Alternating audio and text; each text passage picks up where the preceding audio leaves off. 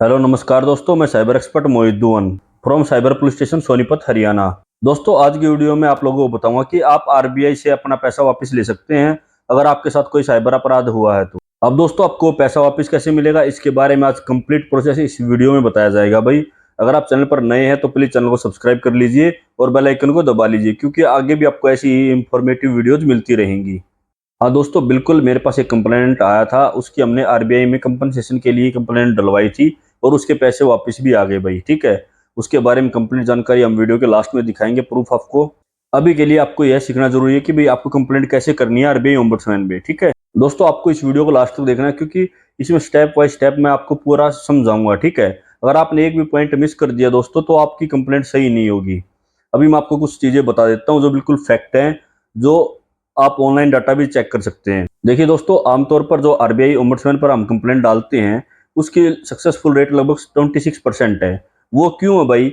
देखिए, जैसे आप कंप्लेंट डालते हैं आरबीआई में 40% कंप्लेंट तो पहले रिजेक्ट हो जाती है फर्स्ट स्टेप पर। ठीक है, नेक्स्ट जो 30% है उन लोगों को इनिशियल स्टेज पर ही कैंसिल कर दिया जाता है। बैंक या जो आपकी फाइनेंशियल इंस्टीट्यूट है उनके हक में फैसला दे दिया जाता है। ठीक है, आरबीआई ओम्बुड्समैन द्वारा।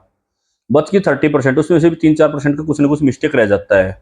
अब बात कर लेते हैं कि आप उस 26% में कैसे आ सकते हैं जिनको फायदा मिलता है आरबीआई ओम्बुड्समैन में। ठीक है, उसके लिए आपको जो भी स्टेप मैं बताता हूँ आपको हर स्टेप को फॉलो करना है, स्टेप बाय स्टेप बिल्कुल बताएंगे आपको। ठीक है, सबसे पहले दोस्तों देखिए, बहुत से लोग क्या करते हैं, डायरेक्ट आरबीआई ओम्बुड्समैन पर कंप्लेंट करते हैं, जो कि बिल्कुल गलत प्रैक्टिस है। इसी वजह से जो शुरू के 40% हैं उनकी कंप्लेंट रिजेक्ट होती है भाई। सबसे पहले दोस्तों आपको अपनी फाइनेंशियल फ्रॉड की जो कंप्लेंट है या जानकारी है वो आपको अपने बैंक में देनी पड़ेगी। ठीक है, उसके बाद 3 स्टेप्स हैं। ठीक है, 3 कंडीशन होती हैं। सबसे पहली कंडीशन भाई, जब कोई भी बैंक या फाइनेंशियल इंस्टीट्यूट आपकी कंप्लेंट को रिजेक्ट कर देता है उस समय आप आरबीआई ओम्बुड्समैन के पास जा सकते हैं। दोस्तों उसका समय कितना होता है? सपोज आपने 1 जुलाई 2024 को कंप्लेंट डाला भाई, 5 जुलाई 2024 को आपकी कंप्लेंट को रिजेक्ट कर दिया गया, तो दोस्तों आप 5 जुलाई 2024 से लेकर 5 जुलाई 2025 तक ही कंप्लेंट कर सकते हैं। आपके पास पूरा 1 साल का समय होता है जिस दौरान आप आरबीआई ओम्बुड्समैन के पास जा सकते हैं। अब हम सेकंड केस के बारे में बात करेंगे। जब दोस्तों आपको 30 दिन तक बैंक या किसी फाइनेंशियल इंस्टीट्यूट जहां पर आपने कंप्लेंट की है वहां से आपको कोई रिप्लाई ही नहीं मिले। बहुत से लोग मेरे लाइव सेशन में आते हैं, वो बोलते कि सर बैंक हमें रिप्लाई नहीं कर रहा, बैंक हमें रिप्लाई नहीं कर रहा। तो उन लोगों के लिए पॉइंट बिल्कुल खास है भाई। वो लोग भी दोस्तों अपनी कंप्लेंट डाल सकते हैं आरबीआई ओम्बुड्समैन में। उनके लिए टाइम पीरियड क्या रहेगा? सपोज आपने 1 जुलाई 2024 को कंप्लेंट डाली है, पूरे जुलाई 31 जुलाई तक आप वेट करेंगे। ठीक है, आप 31 जुलाई 2024 से लेकर 31 जुलाई 2025 के बीच में आप अपनी कंप्लेंट डाल सकते हैं भाई। थर्ड केस है भाई आपका, जब आप कंप्लेंट डालते हैं, सपोज आपने 1 जुलाई 2024 को बैंक को कंप्लेंट डाली। ठीक है, 25 जुलाई 2024 को बैंक से आपको रिप्लाई मिल गया, बट दोस्तों आप उस रिप्लाई से संतुष्ट नहीं है, तो आप 25 जुलाई 2024 से लेकर 25 जुलाई 2025 के बीच में पूरे 1 साल के अंतराल में आप आरबीआई ओम्बुड्समैन को कंप्लेंट कर सकते हैं अपनी।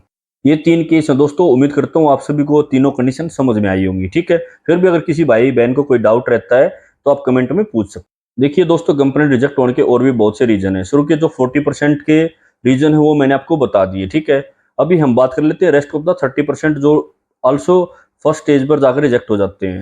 उसमें कुछ पॉइंट मैं आपको बता देता हूँ भाई। सबसे पहला पॉइंट, आप इनसफिशिएंट इन्फॉर्मेशन देते हैं।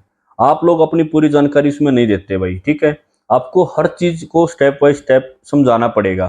ठीक है, आपको कंप्लेंट को बिल्कुल इजी लैंग्वेज में और इस तरीके से लिखवाना है कि सामने वाले को एक बार पढ़ते ही अच्छे से समझ आ जाए सब कुछ। ठीक है, क्योंकि वो फिजिकली तो आपके सामने होंगे नहीं, तो आपको बिल्कुल अच्छे से लिखना है उसको, बिल्कुल इजी लैंग्वेज में। हाँ दोस्तों, नेक्स्ट इंपॉर्टेंट पॉइंट है, आपको अपना क्वेश्चन क्लियर करना है आरबीआई को कि आप इस कंप्लेंट के जरिए क्या सॉल्यूशन आरबीआई से चाहते हैं। ठीक है, उस चीज को आपको जरूर बताना है। आप अपना पैसा वापस लेना चाहते हैं, या आपका कोई फ्रॉड ट्रांजेक्शन हो गया है उसको रिवर्ट कराना चाहते हैं, या आपका अकाउंट फ्रीज आप उसको अनफ्रीज कराना चाहते हैं, जो भी आप चाहते हैं वो आपको क्लियर लिखना है भाई अपना। ठीक है, कंप्लेंट में। अब नेक्स्ट स्टेप आता है भाई, जब आप कंप्लेंट करते हैं दोस्तों तो उस समय आपको ना मैक्सिमम इंफॉर्मेशन प्रोवाइड करानी है। ठीक है, कंप्लेंट में आपको हर डिटेल को स्टेप बाय स्टेप पूरा समझाना है, जैसा मैंने पहले बताया। ठीक है, उसके बाद नेक्स्ट चीज आती है भी, आपको अपने सपोर्टिंग डॉक्यूमेंट अपलोड करने हैं। अब ये डॉक्यूमेंट क्या क्या हो सकते हैं इनके बारे में आपको बता देता हूँ एक बार थोड़ा सा। ठीक है,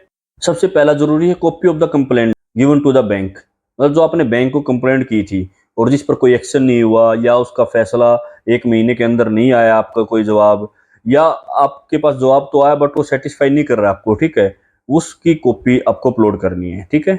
सेकंड चीज भाई, आपको कोई स्क्रीनशॉट हो आपके पास, ठीक है, उसको अपलोड कर सकते हैं। थर्ड भाई, कोई ईमेल है, कोई मैसेज है, जैसे कुछ लोगों के अमाउंट होल्ड होते हैं, उस मैसेज को आप अटैच कर सकते हैं। अच्छा, इसके अलावा कुछ पीडीएफ्स हो सकती हैं, उन सबको आपको ऐड करना है भाई, ठीक है, ये बिल्कुल मैंडेटरी है। जितना आप अटैच करेंगे, जितना आप, इसके अलावा देखिए दोस्तों, 2-3 चीजें और हैं जो मैं आप लोगों को बता देता हूँ, जिस कारण भी आरबीआई ओम्बड्समैन से आपकी कंप्लेंट को रिजेक्ट कर दिया जाता है या बैंक या फाइनेंशियल इंस्टीट्यूट के फेवर में डिसीजन दे दिया जाता है आरबीआई द्वारा, ठीक है। तो उनको और ध्यान से समझते हैं। अगर दोस्तों आप एक ही कंप्लेंट को बार बार अपलोड करोगे तो भी आपकी कंप्लेंट को रिजेक्ट कर दिया जाता है, या आपकी कंप्लेंट पहले रजिस्टर्ड है और उस पर इन्वेस्टिगेशन चली हुई है, वो अंडर प्रोसेस है, तब भी आपको दोबारा कंप्लेंट नहीं डालनी है, अदरवाइज उसको रिजेक्ट कर दिया जाएगा। या किसी कंप्लेंट की प्रोसीडिंग किसी कोर्ट या ट्रिब्यूनल में चली हुई है तो उसको भी आपको अपलोड नहीं करना है भाई, वो कंप्लेंट भी आपकी रिजेक्ट कर दी जाएगी। कुछ कॉमन रिजेक्शंस और भी हैं भाई जो आरबीआई में करता है, ठीक है, उनके बारे में और जानकारी ले लेते हैं। देखिए दोस्तों, कुछ लोग क्या करते हैं, जैसे आपका कोई भी एक एग्जांपल से समझाता हूँ आपको, ठीक है। सपोज आपका क्रेडिट कार्ड गुम हो गया और आप आरबीआई ओम्बड्समैन पे कंप्लेंट डाल रहे हैं कि मैं अपना नया क्रेडिट कार्ड कैसे बनवाऊं। तो अगर आपको कोई भी ओम्बड्समैन से इंफॉर्मेशन लेंगे ना, मतलब आप इंफॉर्मेशन नहीं ले सकते वहां से, ठीक है, तो उसमें आपकी कंप्लेंट को रिजेक्ट कर दिया जाएगा। सेकंड, आप कोई सजेशन देना चाहते हैं कि भाई अकाउंट्स को ब्लॉक कर दिया जाना चाहिए या ऐसा होना चाहिए वैसा होना चाहिए, आप कोई भी सजेशन नहीं दे सकते आरबीआई कंप्लेंट में, ठीक है। सबसे लास्ट और महत्वपूर्ण पॉइंट आपको और समझा देता हूँ। कुछ लोगों को देखिए खुद नॉलेज नहीं होती कंप्लेंट कैसे करना होता है, तो देखिए मोस्टली चीजें मैंने आपको बता दी हैं। वो लोग क्या करते हैं, एडवोकेट के जरिए अपनी कंप्लेंट लगवा देते हैं। अगर आप किसी एडवोकेट के जरिए अपनी कंप्लेंट करवाएंगे आरबीआई ओम्बड्समैन में, तो आपकी कंप्लेंट को भाई रिजेक्ट कर दिया जाएगा, ठीक है। इसको आपको खुद करना है, आरबीआई ओम्बड्समैन की साइट पर जाकर आप लोग कर सकते हैं। जिन लोगों को लगता है कि सर आप इस पे भी वीडियो बनाइए, हम नहीं कर पा रहे हैं, तो आप मुझे कमेंट में बता देना भाई, मैं इसके ऊपर भी प्रॉपर वीडियो बना दूंगा, एक कंप्लेंट आपको करके दिखा दूंगा डेमो के लिए, ठीक है। उम्मीद करता हूँ जितनी जानकारी मैंने अभी तक आपको दी है उसको आप सभी समझ पाए होंगे, ठीक है। अब बात आती है, देखिए आपको ने कंप्लेंट पूरा अच्छे से कर दिया, उसके बाद आरबीआई आपको पैसा कैसे वापस देगा। जैसा मैंने आप सभी को बताया था कि लास्ट में हम प्रूफ देंगे। हमारे पास भी कंप्लेंट आया था, उसको देखिए कहीं से भी किसी भी रिसोर्स से उसको पैसा वापस नहीं मिला, ठीक है। उसके बाद उसने आरबीआई में कंपनसेशन के लिए कंप्लेंट डाला था, जैसा अभी मैंने आपको सारा स्टेप बाय स्टेप बताया, ठीक है। उसमें कंपनसेशन के लिए डालने के बावजूद जो उसका पैसा था फ्रॉड का, वो उसको वापस मिल गया। उसका प्रूफ आप लोगों के सामने है, जैसे मैंने आप स्क्रीनशॉट देख सकते हैं, ये है भाई। इसमें स्पेशली लिखा हुआ है कि कंप्लेंट को उसका पैसा वापस दिया जाए, ठीक है।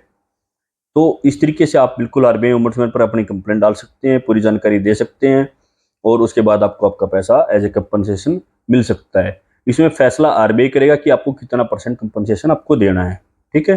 अगर दोस्तों आपको वीडियो अच्छी लगी तो प्लीज़ चैनल को लाइक शेयर और सब्सक्राइब कर देना। अगर आप लोग चाहते हैं कि मैं पूरे वीडियो बनाऊँ इस पर, आप कमेंट कर देना भाई, हम आपके लिए कंप्लीट वीडियो ले आएंगे, ठीक है दोस्तों। जय हिंद।